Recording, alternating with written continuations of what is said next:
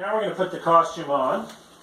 If I can find my stool. There it is. So I transport the costume in this 50-gallon Stanley bin. In the bin I have this extra foot of folding step stool that gets me a nice seat, gives me a good height when I'm getting the costume on. Important thing when you're getting your costume ready is to make sure everything is at height so you don't have to reach down to the floor to grab it. Before you put the costume on, you're going to start with makeup, and that's going to be your eye makeup, which is going to make the eyes look more realistic and not like a human wearing a costume. So here we have the stilts. They're going to be next. We're going to start with pants. Normally I'd be wearing Under Armour on my pants, which would make this process a little easier. Wearing jeans, they're a bit bulky, but I'll still be able to get this guy on.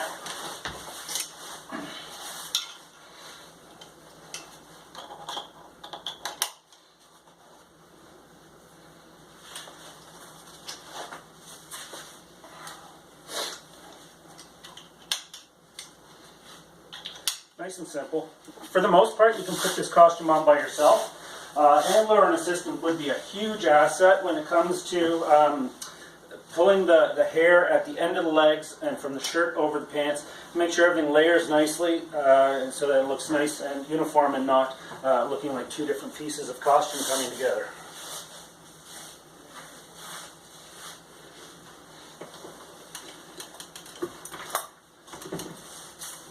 So I'm not going to do up the boot for the sake of this demo. I'm just going to do the shin strap, which is going to give me a nice support and sufficient support for the demonstration that I'm going to do here.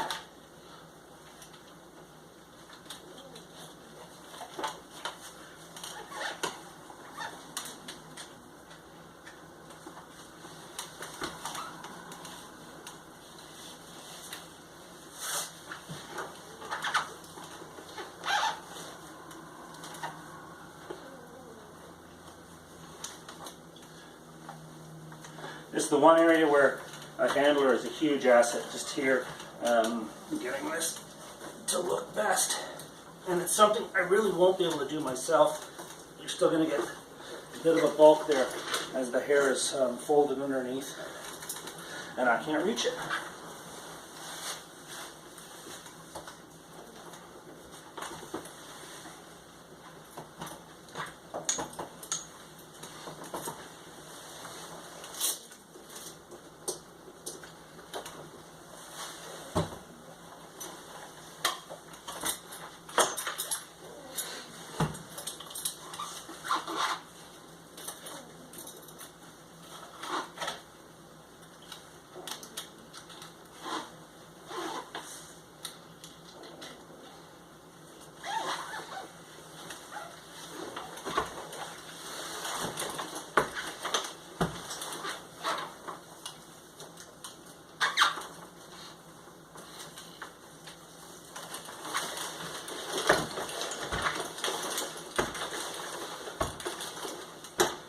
So again, a handler to help pull out those hairs that are caught underneath and straighten them out would be a great asset here, improving the look of that.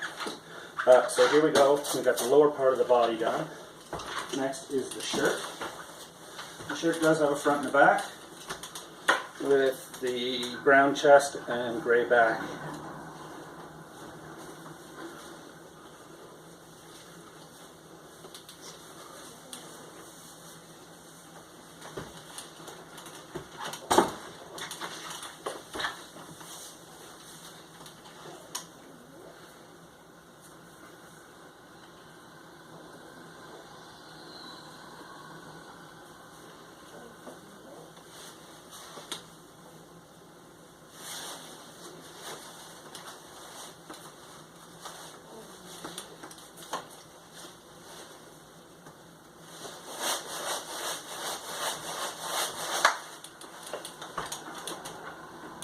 Alright, we're almost done.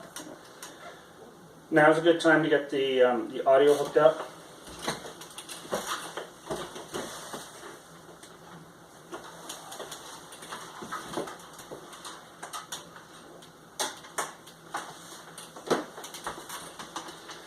So the shirt has the audio lead in it already, which is going to connect your glove here to your amp. The amp is something you'll have to provide on your own. So I like to keep my amp here on my chest so that the source of the sound is close to my mouth. I'll be able to reach in and grab this wire, plug it into the auxiliary or line in, and the other end I will plug in to the glove.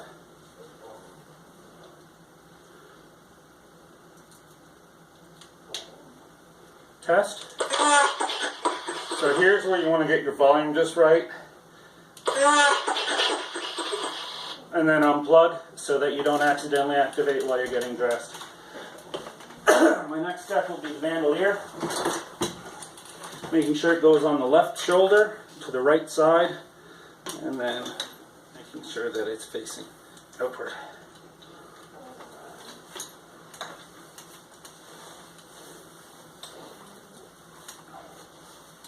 Dog collar around the neck will prevent it from sliding off my shoulder and snaring my legs as I walk. Next, I'm going to want to put a balaclava on before the head goes on, because it's quite warm in there, and I find the balaclava will soak up most of the moisture, keeping your sweat from running into your eyes, and I feel that it's a little cooler with the balaclava on than without.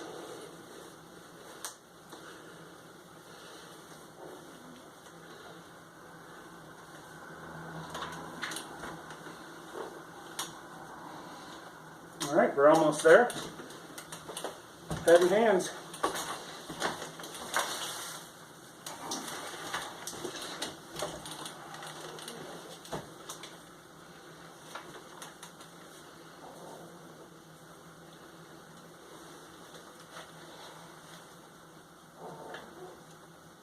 The helmet has a chin strap.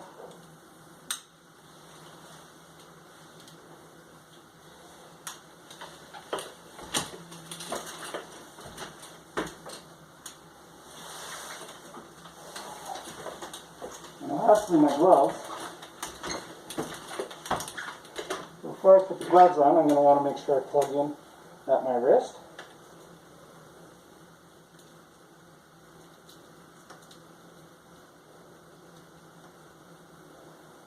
You'll probably catch some hair in that foot. You want to make sure you don't.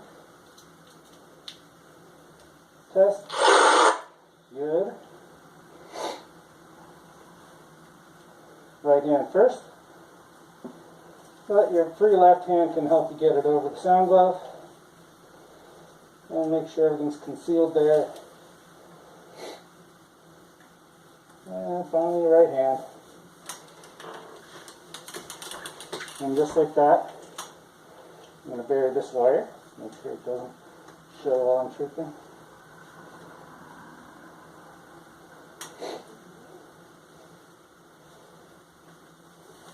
There you go, just like that.